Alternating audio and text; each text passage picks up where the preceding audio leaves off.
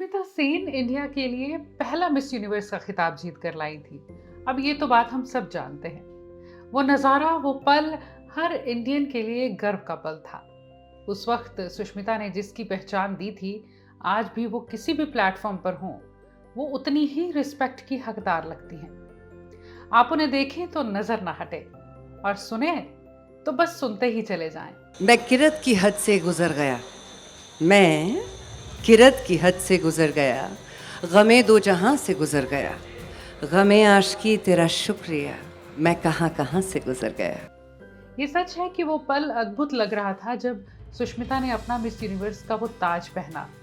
उसके बाद सब कुछ उनके लिए बदल गया होगा, लेकिन मुझे लगता है कि उससे भी खास पल वो था जब उन्होंने इस मंजिल की तरफ पहला कदम बढ़ाया होगा, यानी मिस इंडिया कॉन्टेस्ट में हिस्सा लेने का फैसला। लेकिन जानते हैं, सुष्मिता अपना मिस इंडिया का फॉर्म सबमिट ही नहीं करना चाहती थी, मगर फिर ये पहला मिस इंडिया की तरफ कदम सुष्मिता ने लिया कैसे, आज यही बताऊंगी। कहानी फिल्मी पर सच्ची है। मैं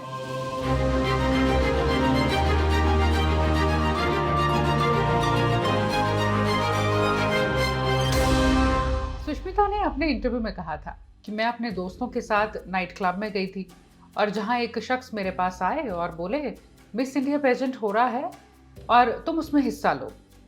वो बस नाम कंफर्म कर ही रहे हैं। अब एक नाइट क्लब और फिर मिस इंडिया, यूं लगा कि ये होश में ही नहीं है। और वो कहती है, मैं जल्दी से अपनी फ्रेंड्स के पास चली गई और उन्हें बताया, लेकिन इतनी ही देर में वो वापस आए और अपना बिजनेस कार्ड इस पर दिया और देते हुए कहा, वो रंजन बख्शी थे टाइम्स ऑफ इंडिया से, और उन्होंने कहा कि मैं उम्मीद करता हूँ कि कल तुमसे मिलना होगा, तुम आओगी। अब सुष्मिता कहती है, मेरे पास यहाँ दो प्रॉब्लम्स थी। एक कि मैंने घर पर बताया नहीं था कि मैं नाइट क्लब में हूँ। मैंने कहा था कि मैं अपनी फ्रेंड के घर पर जा रही हूँ, तो ये बिजनेस कार्ड कहाँ से आया। और दूसरा कि ये ब्यूटी पेजेंट है, पापा कभी हिस्सा नहीं लेने देंगे। वो तो बहुत गुस्सा होंगे क्योंकि वो आईएएस ऑफिसर बनाना चाहते थे इन्हें। अब माँ से बात की, सच बताया। माँ खुश हुई, कहा कि तुम जाओ अप्लाई करो, लेकिन बाबा नहीं मानेंगे, और इसमें पैसा भी बहुत चाहिए था, महंगी ड्रेसेस होंगी। माँ ने कहा वो सब बाद में देखेंगे, अभी जाओ और अप्लाई करो।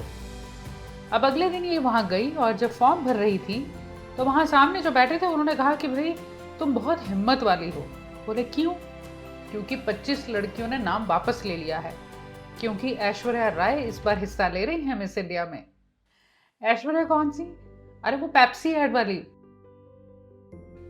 सुष्मिता कहती है, मैंने जैसे ही सुना मैंने भी फॉर्म वापस लिया कि मैं सोचूंगी और कल आऊंगी, और मैं घर आ गई।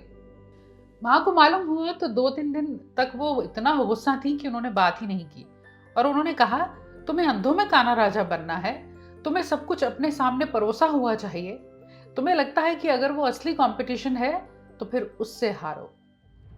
अब तीसरा दिन सुष्मिता कहती है, माँ अभी भी नाराज थी और मैं फिर टाइम्स ऑफ इंडिया गई उनके ऑफिस और मैंने अप्लाई कर दिया, और वो मेरी जिंदगी का सबसे इम्पोर्टेंट डिसीजन था जिसने सब कुछ बदल दिया। मेरी माँ का शुक्रिया। इनकी माँ शुभ्रा सेन, वो कहती हैं, जब इन्होंने वो क्राउन पहना मुझे भी वहां ले जाया गया। इतनी भीड़, मीडिया, जजेस, और सुष्मिता ने उस क्राउन को पहने हुए सबके सामने मेरे पैर छुए। ये मिस यूनिवर्स की बात है। उस वक्त वो कहती है, वहां लोगों का रिएक्शन देखने वाला था। लोग हैरान भी थे और उनकी आंखों में ये इज्जत कि ये है हमारा इंडियन कल्चर। मुझे लगता है ये सिर्फ सुष्मिता के साथ ही नहीं है, हम सब की जिंदगी में बहुत कुछ ऐसा हुआ होता है जो किया बेशक हमने हो, लेकिन हमारे माँ बाप, हमारे भाई बहन हमारा उस सीढ़ी पर पहला कदम रखने के लिए जिम्मेदार होते हैं।